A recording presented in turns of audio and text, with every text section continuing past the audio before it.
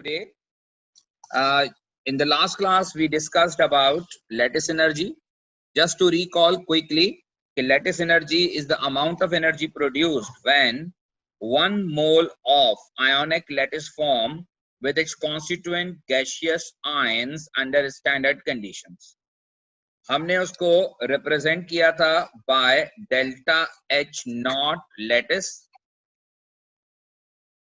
और आपको मैंने ये बताया था कि delta H not lattice is always exothermic in nature because it is amount of heat evolve, amount of heat produce.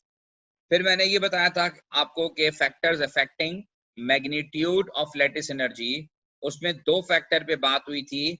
Number 1 was ionic size और ionic radius and number 2 was ionic charge. हमने ये discuss किया था कि अगर ionic radius ज्यादा होगा तो अट्रैक्शन की पावर, जो इलेक्ट्रोस्टैटिक अट्रैक्शन है in between positive and negative ions in the ionic lattice, वो स्ट्रांग नहीं होगी. और अल्टीमेटली जब वो स्ट्रांग नहीं होगी तो फिर लैटिस एनर्जी कम रिलीज होगी और लैटिस एनर्जी का मैग्नीट्यूड कम हो जाएगा. सो इसका मतलब ये हुआ कि greater the ionic radius, greater the ionic size, lesser will be the magnitude of lattice energy. एक बात तो हमने ये डिस्कस की. दूसरी बात पर आ जाइए, और वो दूसरी बात थी आयोनिक चार्ज. अब आयोनिक चार्ज में हमने ये डिस्कस किया था कि greater the ionic charge, whether it is positive और negative, in both of the cases हमने ये डिस्कस किया था कि greater the ionic charge, then greater will be the electrostatic force, stronger will be the electrostatic force, then definitely we have more attraction. और more attraction का मतलब ये है कि greater will be the magnitude of lattice energy. तो ये दो बातें हम ऑलरेडी डिस्कस कर चुके हैं कल की क्लास में. आज मैं जो इसमें ऐड करूंगा वो ये ऐड करूंगा कि अगर दोनों फैक्टर चेंज हो रहे हो, चार्ज भी चेंज हो रहा हो, साइज भी चेंज हो रहा हो, और एग्जामिनर आपको कंपेयर करने के लिए कहता है, कल मैंने एक क्वेश्चन भी आपको दिए थे लेकिन उसका रिस्पांस मुझे नहीं मिला अभी तक, कि आपको मैंने मुख्तलिफ एग्जांपल्स दी थी पेयर कंपेयर करने के लिए कि दो पेयर्स हैं और आप बताएं कि इन दोनों में से किसकी लैटिस एनर्जी ज्यादा होगी. लाइक अगर मैं आपसे ये कहता हूं कि आई हैव रुबिडियम फ्लोराइड और दूसरा जो है मेरे पास वो रुबिडियम क्लोराइड है, हमें इन दोनों की लैटिस एनर्जी को कंपेयर करना है. तो इन दोनों में रुबिडियम इज सिमिलर, तो इसका मतलब ये है कि जो चेंज आएगा it is due to fluoride and chloride. And now according to periodic table, fluoride and chloride are the member of same group. Fluoride ऊपर है, क्लोराइड नीचे है, तो फ्लोराइड का साइज छोटा होगा as compare to chloride. Fluoride का ionic radius कम होगा एज कंपेयर टू क्लोराइड. और अगर आपको ये बात नहीं समझ में आती तो आप डेटा बुकलेट अपने सामने रखें, पीरियोडिक टेबल अपने सामने रखें. बहुत सारे आयंस हैं जिनके आयोनिक रेडियस डेटा बुकलेट में गिवन है, तो आप उनके आयोनिक रेडियस को देखते हुए भी डिसाइड कर सकते हैं. तो rubidium fluoride and rubidium chloride, इन दोनों में अगर आप कंपेयर करेंगे तो fluoride has smaller size and definitely it has more attraction. तो हम ये कह सकते हैं कि lattice energy of rubidium fluoride is greater, rubidium fluoride is greater than lattice energy of rubidium chloride. तो रुबिडियम फ्लोराइड की lattice energy greater than rubidium chloride होती है. तो ये जो है कंपैरिजन आपको काम आएगा. अच्छा, ये बात हमने कल की क्लास में की है. अच्छा, अब ये देखते हैं आज की बात कि अगर फर्ज करें कि चार्ज भी चेंज हो रहा हो, साइज भी चेंज हो रहा हो, तो इसको फर्स्ट टाइम इस कॉन्सेप्ट को एक्सप्लेन जो हुआ है ये कूलम लॉ से हुआ है. कूलम लॉ, कूलम्स, अगर आप फिजिक्स पढ़ेंगे ना, फिजिक्स में आप ये इलेक्ट्रिसिटी के अंदर पढ़ेंगे कूलम लॉ. अब कूलम लॉ जो है वो चार्ज और रेडियस पे डिपेंड करता है. मैं कूलम्बिक फोर्सेस की या कूलम्बिक लॉ को नहीं डिस्क्राइब करूंगा because it is not a part of direct syllabus. मैं आपको ये कहूंगा कि अगर फर्ज करें कि चार्ज भी चेंज हो रहा है और साइज भी चेंज हो रहा है तो फिर आप कंसीडर चार्ज करेंगे. If size and charges both are changing, so then you will consider charge. Because देखो एक बड़ी सिंपल बता रहा हूं बात आपको कि लेटिस एनर्जी जो है according to Coulomb's law, lattice energy is proportional to charge of positive ion into charge of negative ion. और ये चार्ज के डायरेक्टली प्रोपोर्शनल होता है। इसका मतलब ये है कि जितना ये बढ़ेगा उतना ही लेटिस एनर्जी बढ़ेगी। और लेटिस एनर्जी का जो रेडियस के साथ हमने रिलेशन देखा था वो क्या देखा था? इनवर्स का। और आपको मैं एक बात बताऊं मजीद, अगर आप डेटा बुकलेट में देखेंगे तो रेडियस में जो चेंज आता है वो नैनोमीटर में आता है, वो बहुत कम चेंज आता है। लेकिन चार्ज जो है वो मल्टीपल होता है, बिकॉज या तो चार्ज +1 होगा या चार्ज +2 होगा या +3 होगा। तो चार्ज जो होता है वो मल्टीपल होता है। So that's why increase in charge is greater, effect of charge change is greater as compared to effect of size. So now it is very clear to you, this should be very clear to you, that if both charge and size both are changing, then you should consider charge first. अगर charge same है तो फिर हम size को देखेंगे, but preferable charge होता है। For example, अगर मैं आपसे कहता हूं कि if you have sodium oxide and magnesium oxide, तो यहां पर आप क्या कंसीडर करोगे? अल्टीमेटली चार्ज कंसीडर करोगे। ऑक्साइड यहां कॉमन है तो यहां सोडियम +1 है और मैग्नीशियम +2 है। तो इसका मतलब ये हुआ कि lattice energy of magnesium oxide is greater then lattice energy of sodium oxide. So whenever you have concept of charge, then charge जो है वो हमेशा important होगा।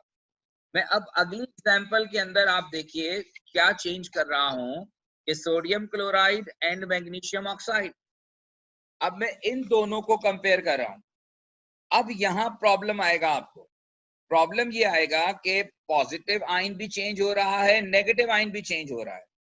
प्रीवियस जितनी हमने एग्जांपल की थी उसमें एक चेंज हो रहा था, दूसरा कॉमन था दोनों कंपाउंड में।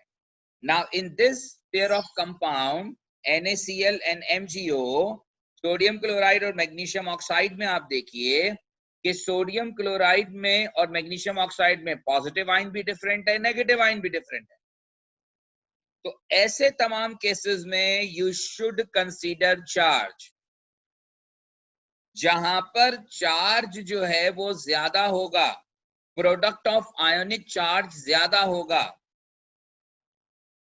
प्रोडक्ट ऑफ आयोनिक चार्ज, जहां product of ionic charge greater होगा, product of ionic charge is greater, then greater will be the magnitude of lattice energy. This is a simple conclusion. Whenever you consider two different compounds, always go to find out charge, product of ionic charge. If product of ionic charge is greater, if product of ionic charge is greater, then your compound should have greater magnitude of lattice energy. ये दो mark के questions होते हैं। आपको मैं ये practice करवा रहा हूं ताकि आप अच्छी तरह से इनको अटेम्प्ट कर सकें। अब सोडियम क्लोराइड में, अगर मैं सोडियम क्लोराइड में फाइंड आउट करता हूं, अगर मैं सोडियम क्लोराइड में और मैग्नीशियम ऑक्साइड में प्रोडक्ट ऑफ आयनिक चार्ज निकालता हूं, तो in case of NaCl 1:1 product of ionic charge will be 1। Sign ignore करना है। और मैग्नीशियम ऑक्साइड में product of charge is 2, magnesium 2 for oxygen, तो 2 × 2 4। So product of ionic charge in case of magnesium oxide is greater as compared to product of ionic charge in NaCl. So what we consider, वो ये वाली बात कि lattice energy greater होगी, increase होगी with the increase in product of ionic charge. तो whenever you have different compounds जिनके अंदर पॉजिटिव और नेगेटिव आयंस डिफरेंट हो, तो never consider size, always consider charge. पहले आप प्रोडक्ट ऑफ आयनिक चार्ज निकालेंगे, अगर product of ionic charge same आ रहा है तो फिर आप साइज की तरफ जाएंगे. But first you should consider product of ionic charge. Hopefully आपको मेरी बात समझ में आ गई हो. Now I am taking another example. Suppose I have sodium bromide, magnesium chloride and calcium oxide. I want to compare these three compounds and I want to arrange these three compounds on the basis of their decrease in lattice energy, decrease in magnitude of lattice energy. Anyone can अपना mic unmute करें.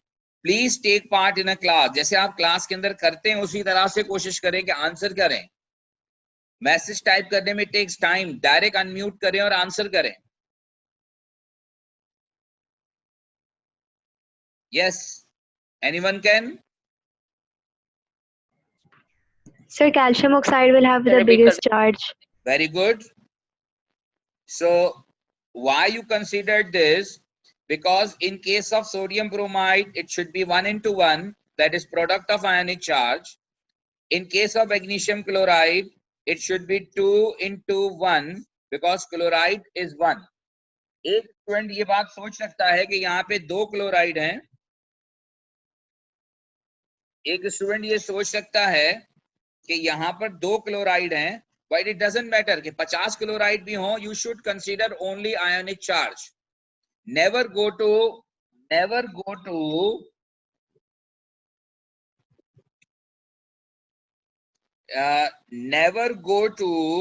number.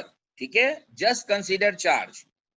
तो यहाँ पर जो है 1:1 is sodium bromide, 2:1 is magnesium chloride and calcium oxide is 2:2, it should be 4. तो अब अगर हम कंपैरिजन करते हैं तो in term of product of ionic charge we can say that calcium oxide, lattice energy of calcium oxide is greater than lattice energy of magnesium chloride, and lattice energy of magnesium chloride is greater than lattice energy of sodium bromide.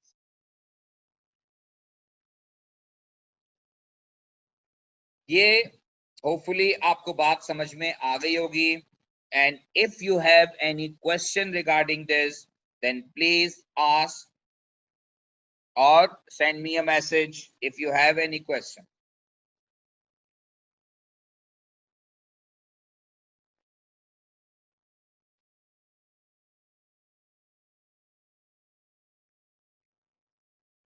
Right.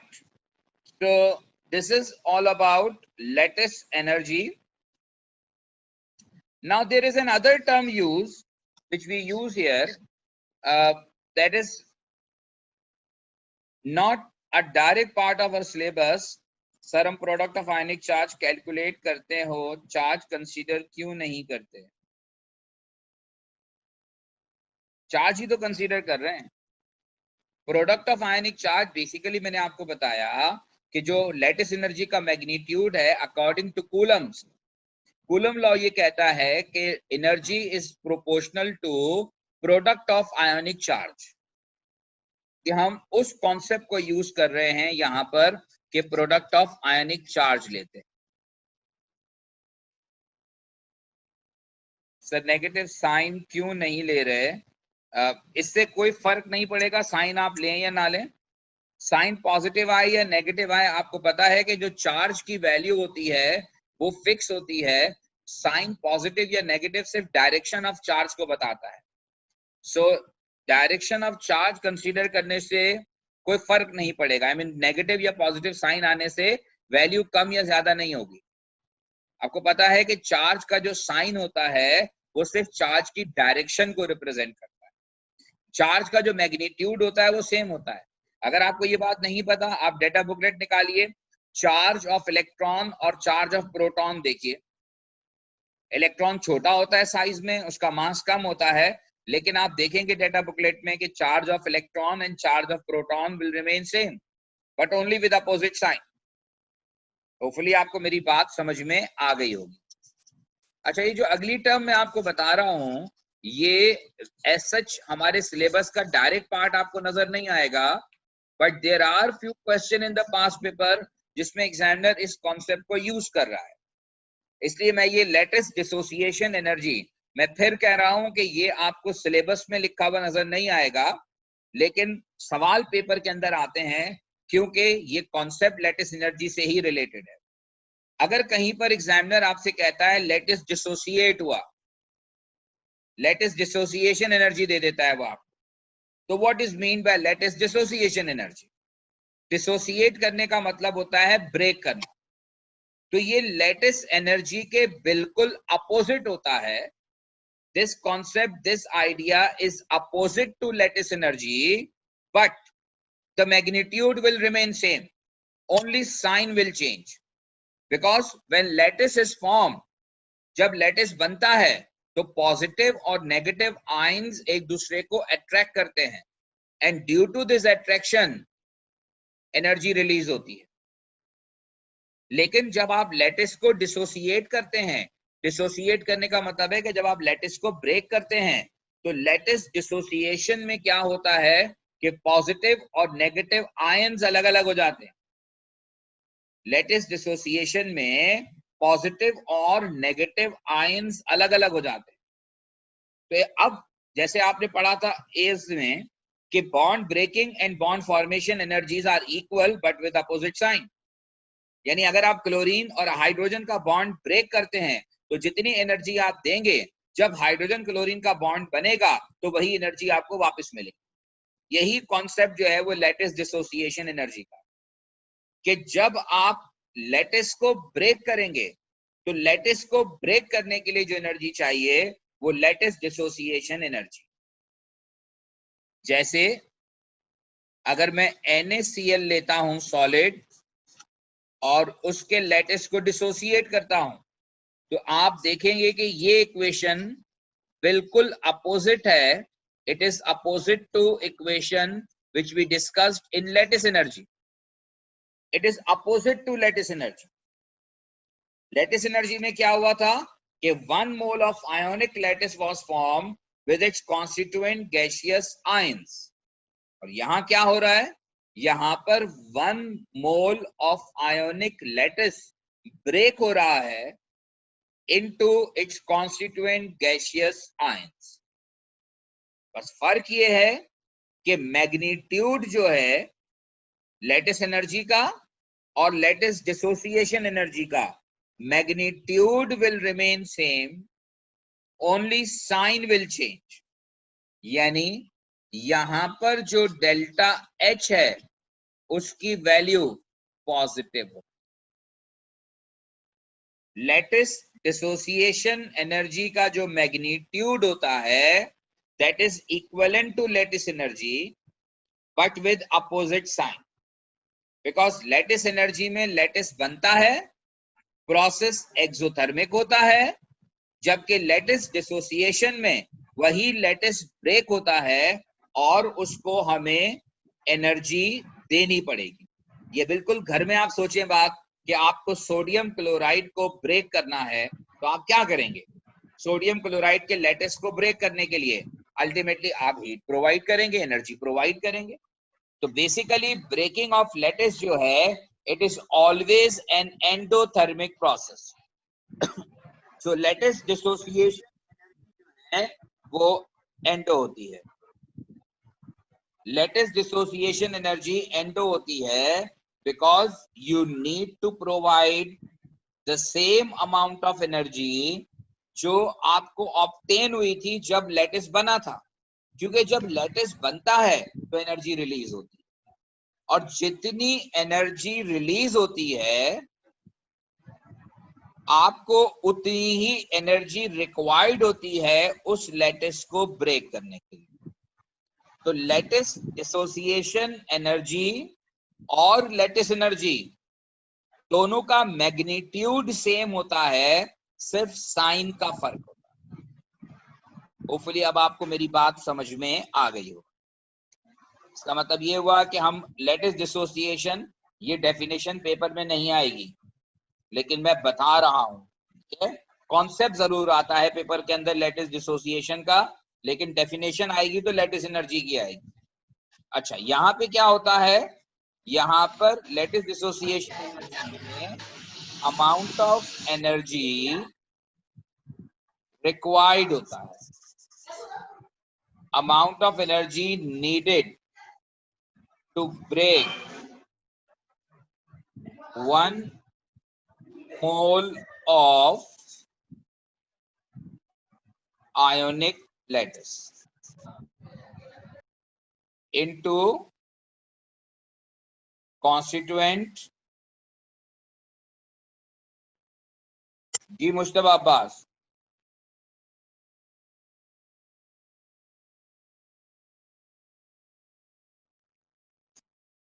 into constituent gaseous ions.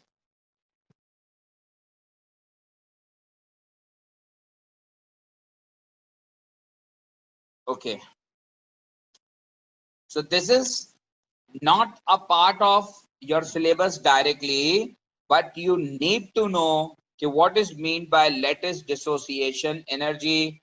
Hopefully आप सब ने बात को understand कर लिया होगा, और अगर आपका यहाँ तक किसी किस्म का कोई क्वेश्चन है then please ask. Lattice dissociation की इक्वेशन बिल्कुल अपोजिट होती है लैटिस एनर्जी। लैटिस एनर्जी में गैसियस आयन मिलकर 1 मोल आयोनिक लैटिस फॉर्म करते हैं, और यहां पर अपोजिट होता है कि 1 मोल लैटिस ब्रेक होता है और वो कॉन्स्टिट्यूएंट गैसियस आयन फॉर्म करता है। होपफुली आपको मेरी बात समझ में आ गई होगी। Is there any question?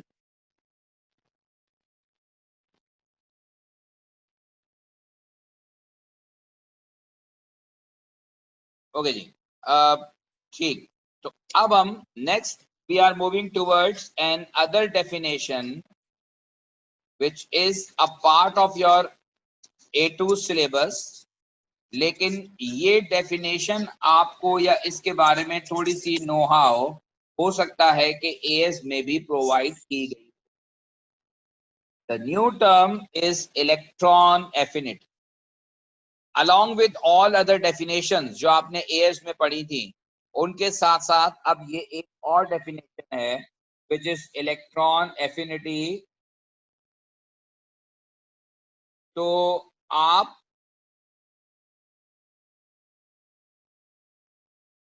Electron affinity के बारे में अगर कोई स्टूडेंट कुछ जानता है, कुछ शेयर कर सकता है? अच्छा, कोई नहीं जी, कोई भी नहीं है। Sir, it is बोले। the ability of the nucleus to attract electrons. That is electronegativity. Electronegativity is an ability to attract a shared pair of electron towards itself. That is electronegativity. Electron affinity is basically an amount of energy. अच्छा देखो, एक होता था ionisation energy. Ionisation energy में आपने क्या पढ़ा था कि energy required to remove 1 mole of electron from outermost orbit of 1 mole of a gaseous atom. वो इलेक्ट्रॉन निकालने की बात करता है। इलेक्ट्रॉन एफिनिटी इसके बिल्कुल अपोजिट है, ये इलेक्ट्रॉन के एडिशन की बात करता है। जब आप गैसियस एटम के, जब आप किसी भी गैसियस एटम के वैलेंस शेल में इलेक्ट्रॉन ऐड करते हैं, इलेक्ट्रॉन एंटर करते हैं, तो उस केस में जो अमाउंट ऑफ एनर्जी इन्वॉल्व होता है, जो अमाउंट ऑफ एनर्जी इन्वॉल्व होता है, हम उसे इलेक्ट्रॉन एफिनिटी कहते हैं. It is not opposite of ionization energy. ये नहीं समझिएगा कि आयनाइजेशन एनर्जी की और इलेक्ट्रॉन एफिनिटी की वैल्यू सेम होती है. No, ionization energy is the removal of electron from 1 mole of gaseous atom, और यहां पर होता है addition of electron in 1 mole of gaseous atom. वहां से एटम से इलेक्ट्रॉन निकालने की बात होती है, और यहां पर एटम में इलेक्ट्रॉन को ऐड करने की बात होती है. So when we define electron affinity, तो हम यहां पर डिफाइन करेंगे कि electron affinity is enthalpy change occurs. अच्छा, अब आप एक बात गौर कर रहे होंगे कि मैंने ये नहीं लिखा कि अमाउंट ऑफ एनर्जी प्रोड्यूस्ड या अमाउंट ऑफ एनर्जी लॉस्ट या अमाउंट ऑफ एनर्जी गेन. यहां मैंने लिखा है एंथैल्पी चेंज अकर्स. इसका मतलब ये हुआ कि इलेक्ट्रॉन एफिनिटी जो है, it may be an exothermic process और it may be an endothermic process.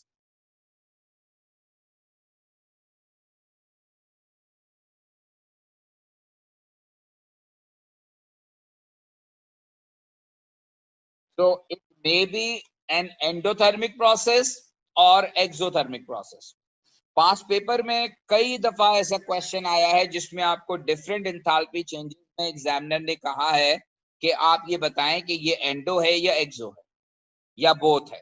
तो आपको हर एंथैल्पी चेंज के बारे में ये पता होना चाहिए कि कौन सा एंथैल्पी चेंज जो है वो एंडो है और कौन सा एंथैल्पी चेंज जो है वो एक्सो है. So this is enthalpy change occurs. That means it may be an exothermic process or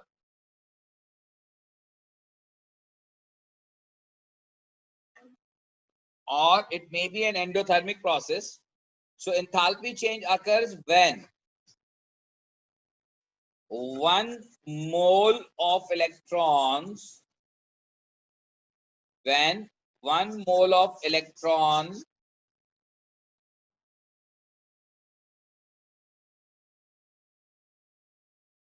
enters, when 1 mole of electron enters into outermost orbit of a gaseous atom. Enthalpy change occurs when 1 mole of electrons enters into outermost orbit of a gaseous atom. Molecule नहीं होना चाहिए, gaseous atom होना चाहिए.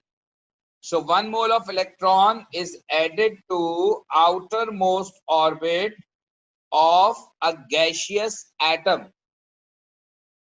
For example, if you want to enter an electron into chlorine, जैसे आपने पढ़ा था कि जी सोडियम क्लोराइड बनता है, सोडियम अपना इलेक्ट्रॉन लूज करता है और क्लोरीन उस इलेक्ट्रॉन को गेन करता है.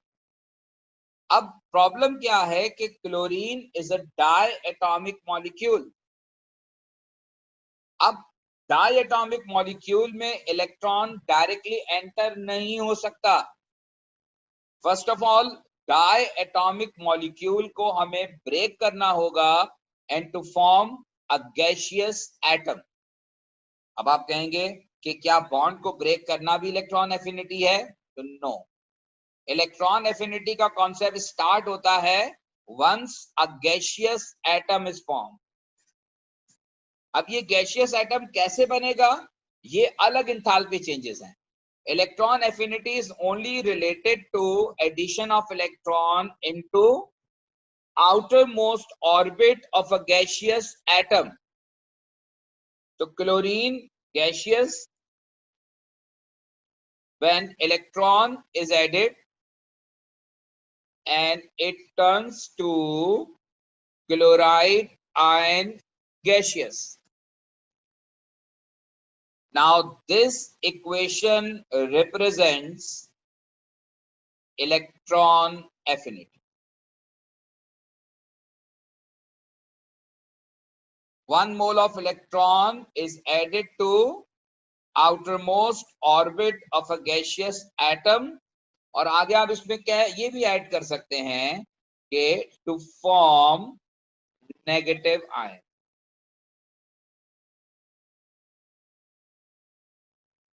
Because once an electron is added to outermost orbit of a gaseous atom, तो फिर ion जो है वो negative ion हो जाता है. Another example, if we want to add an electron into oxygen, so we need to have oxygen atom. One electron is added to form O negative ion gaseous. Now this equation again represents electron affinity.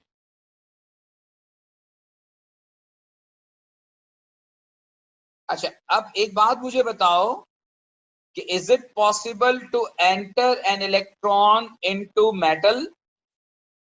अभी जो मैंने आपको example दी हैं वो दोनों non metals की हैं, because generally आपको पता है कि non metals accept electron while metals donate electron. ये एक जनरल फिनोमेना है जो हमें पता है कि metals want to lose electron while non-metals want to accept electron in order to complete their octet.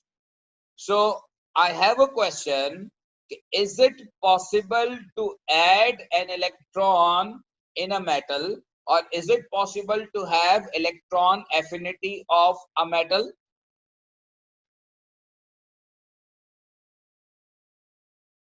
Mohammad Ammar Raza उन्होंने कहा कि yes, it is possible to enter electron into a metal, और ये बात बिल्कुल अरम ने भी कहा. अरम कह रहे हैं कि बिल्कुल एंटर हो सकता है.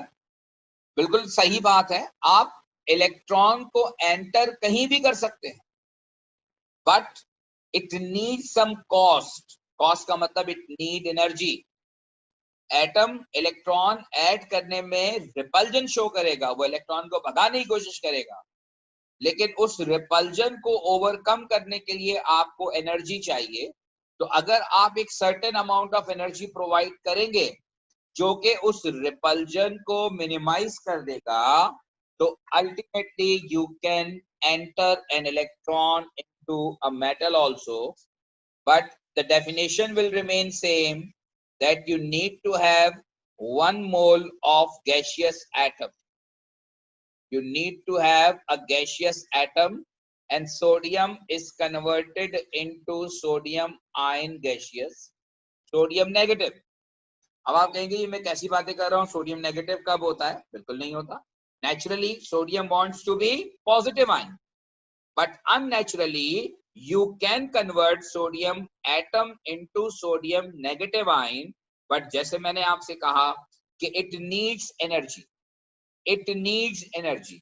तो अब अगर आप एक certain amount of energy provide करेंगे तो ultimately जो है वो negative ion बन सकता है.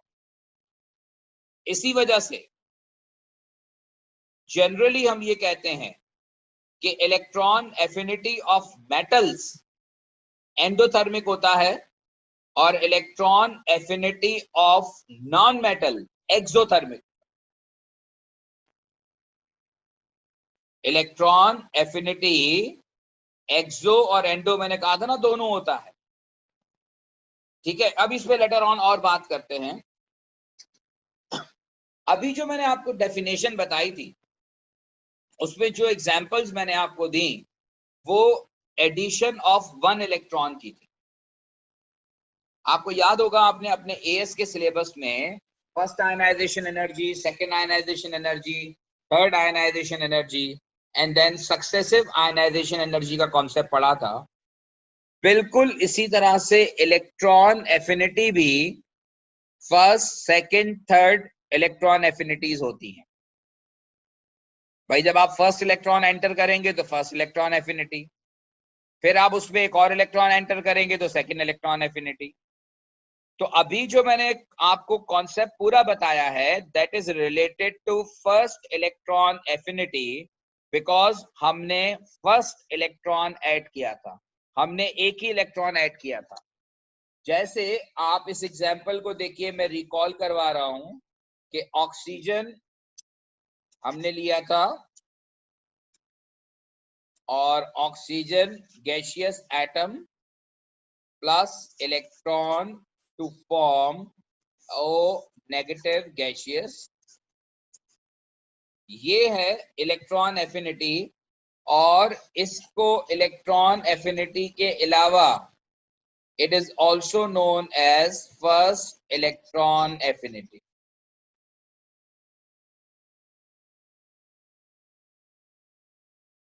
It is electron affinity और first electron affinity,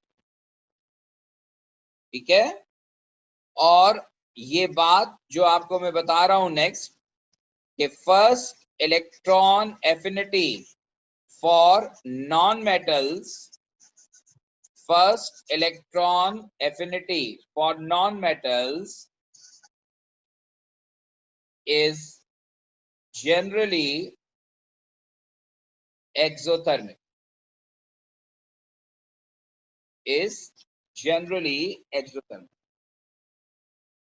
First electron affinity of non-metals is generally exothermic. And why it is exothermic? Because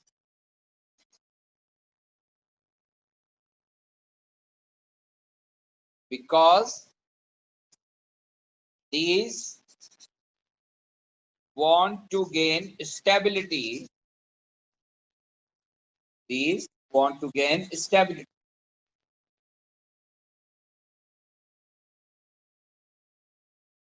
Because they want to gain stability. Metals में अगर आप इलेक्ट्रॉन एंटर करेंगे तो आपको पता है कि मेटल कंफर्टेबल नहीं होगा, तो और मेटल में इलेक्ट्रॉन ऐड करने के लिए आपको जबरदस्ती करनी पड़ेगी, as compare to non metals. तो फर्स्ट इलेक्ट्रॉन एफिनिटी जो होती है वो नॉन मेटल्स की एक्सोथर्मिक होती है। And this is very very important, क्योंकि आगे का जो हमारा टॉपिक होगा उसमें ये आइडिया फिर आपको नहीं पता होगा तो आप स्ट्रगल करेंगे उसको समझने में। First electron affinity of non metal generally exothermic होता है because they want to gain electron, and after gaining electron they are going towards stability. जैसे अगर क्लोरीन एक इलेक्ट्रॉन गेन करता है तो उसका ऑक्टेट कंप्लीट हो जाता है, या फ्लोरीन इलेक्ट्रॉन गेन करता है तो उसका ऑक्टेट कंप्लीट हो जाता है। तो इसी वजह से आमतौर पर जो हैलोजेंस होते हैं उनकी फर्स्ट इलेक्ट्रॉन एफिनिटी जो होती है वो नेगेटिव होती है, उसका साइन नेगेटिव होता है, यानी कि वो एक्सोथर्मिक प्रोसेस को रिप्रेजेंट करता है। अब आप ऑक्सीजन में एक और इलेक्ट्रॉन भी ऐड कर सकते हैं, बिकॉज कि ऑक्सीजन जो है आपको पता है कि naturally it wants to gain 2 electron. और अगर फर्ज करें कि वो नेचुरली वांट नहीं भी करता, तब भी कोई भी एलिमेंट है आप उसमें एक से ज्यादा इलेक्ट्रॉन एंटर कर सकते हैं। जैसे आप इलेक्ट्रॉन निकाल सकते हैं उसी तरह से आप इलेक्ट्रॉन एंटर भी कर सकते हैं। तो अगर आप ऑक्सीजन में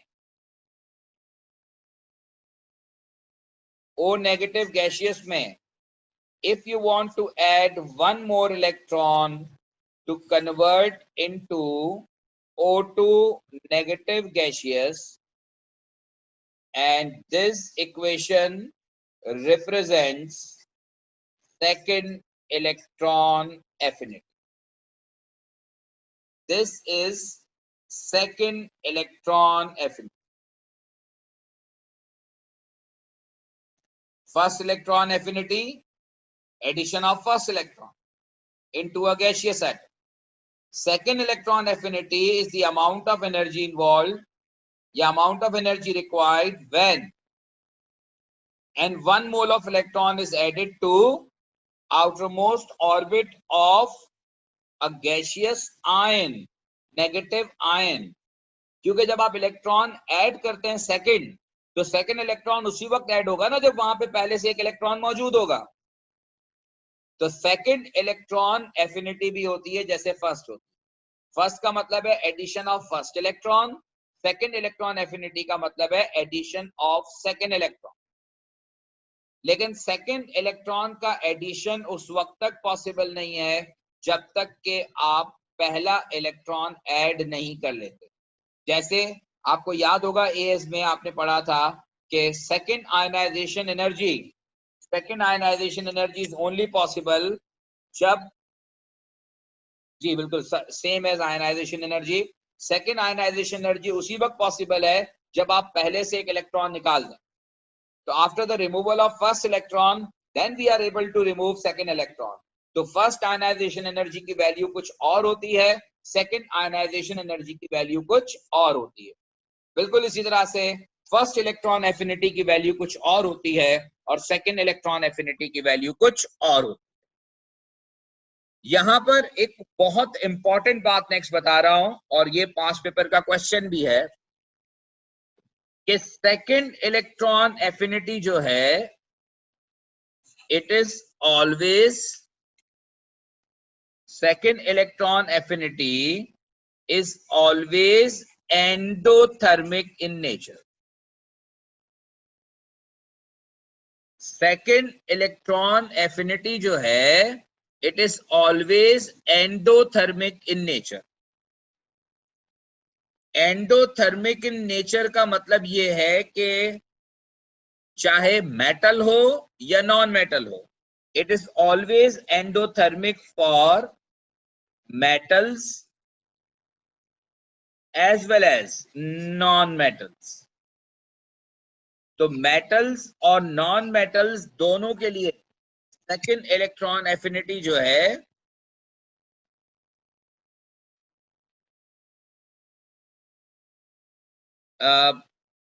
second electron affinity जो है, पहले मैं इसको डिस्क्राइब कर दूं फिर मैं आपको आयनाइजेशन एनर्जी और इलेक्ट्रॉन एफिनिटी को कंपेयर करवाऊंगा. सेकंड इलेक्ट्रॉन एफिनिटी जो है it is always endothermic for metals और नॉन मेटल. यानी इसका मतलब ये हुआ कि आपको सेकंड इलेक्ट्रॉन एंटर करने के लिए you always need to have energy. सवाल ये आता है नॉर्मली पेपर के अंदर कि why second electron affinity for oxygen is endothermic.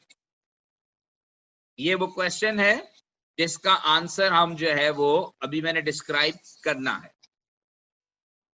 कि why second electron affinity for oxygen, for sulfur या किसी भी और के लिए आ जाए. मैंने ऑक्सीजन लिया है लेकिन आप कोई भी और ले सकते हैं कि why second electron affinity for oxygen or any other element is endothermic in nature.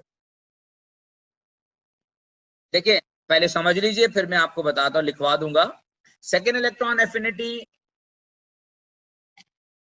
Oxygen already negative है, आप एक और इलेक्ट्रॉन लाना चाह रहे हैं और ये नेगेटिव इलेक्ट्रॉन और ऑक्सीजन का नेगेटिव चार्ज एक दूसरे को रिपेल करेंगे. The negative charge of oxygen, क्योंकि आप एक इलेक्ट्रॉन एंटर कर चुके हैं, now you want to bring one more electron, so the negative charge of oxygen and negative charge of electron repel each other. Now in order to minimize this repulsion we need to supply energy, we need to have energy. अगर किसी दरवाजा बंद है और आप उसको खोलना चाह रहे हैं तो आप क्या करेंगे, लॉक्ड है, आप उसको तोड़ने की कोशिश करेंगे तो definitely you apply force, forcefully आप एंटर होंगे. तो फोर्सफुली एंटर होने के लिए यू नीड एनर्जी. उस रिपल्जन को अवॉइड करने के लिए, उस लॉक को ब्रेक करने के लिए यू नीड एनर्जी.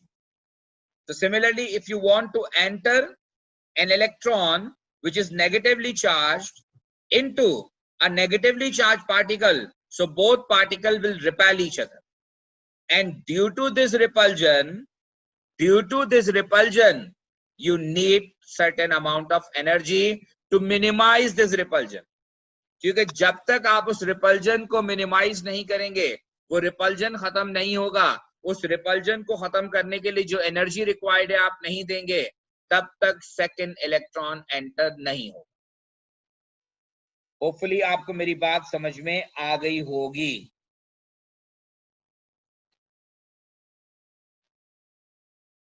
मैं यहां पर लिख रहा हूं इसको कि during addition of second electron, during addition of second electron, negative charge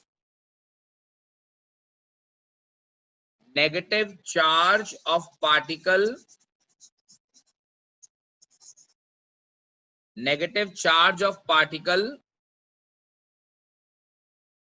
and या नेगेटिव चार्ज ऑफ पार्टिकल की जगह लिख दूं ion, negative charge of ion and negative charge of electron,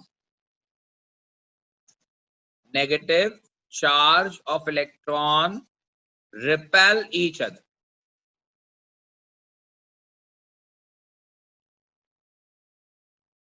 Therefore, we need certain amount of energy to minimize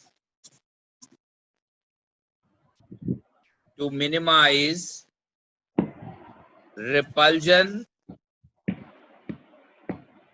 in between two particles.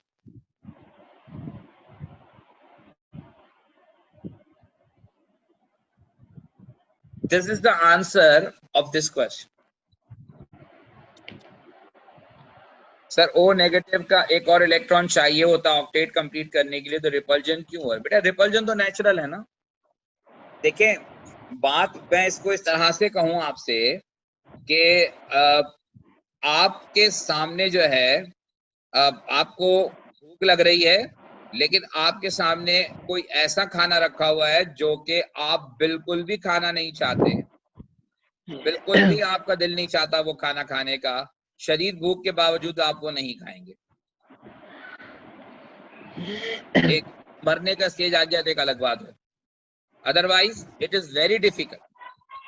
तो अब अगर आप देखें कि oxygen needs to gain electron to complete its octet, but due to the presence of negative charge, incoming particle is definitely repelled. Repulsion साथ साथ चल रहा है, simultaneously चल रहा है.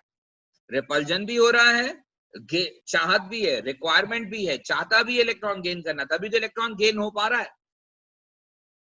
लेकिन उस रिपल्जन की वजह से हमें एनर्जी चाहिए ताकि हम फोर्सफुली वो इलेक्ट्रॉन ऐड कर सकें, क्योंकि चार्जेस वरना एक दूसरे को रिपेल करेंगे, सेकेंड इलेक्ट्रॉन एंटर नहीं हो पाए. होपफुली आपको मेरी ये बात समझ में आ गई. अच्छा, ये जस्ट सेकंड के लिए नहीं होता, सेकंड के बाद आप थर्ड, फोर्थ, फिफ्थ जितने इलेक्ट्रॉन ऐड करना चाहेंगे, उन तमाम इलेक्ट्रॉन को ऐड करने के लिए आपको additional amount of energy required होगा. आपको जबरदस्ती इलेक्ट्रॉन एंटर करना होगा. You need energy. तो सिर्फ फर्स्ट इलेक्ट्रॉन एफिनिटी जो होती है नॉन मेटल्स की, वो नेगेटिव होती है, लेकिन सेकंड, थर्ड, फोर्थ सारी इलेक्ट्रॉन एफिनिटीज जो होती हैं वो सारी की सारी एंडोथर्मिक होती हैं. सबको एनर्जी रिक्वायर्ड होती है. सर ये एनर्जी कहाँ से मिलती है? हम एक्सटर्नली प्रोवाइड करते हैं, या ड्यूरिंग द रिएक्शन सिस्टम के पास. अभी इसको आगे हम डिस्कस करेंगे जब हम इस पे बात करेंगे आगे टॉपिक. अभी चीजें आनी है, बहुत सी चीजें अनफोल्ड होनी है, तो वो आपको समझ में आ जाएगा कि सिस्टम में वो एनर्जी आती कहां से.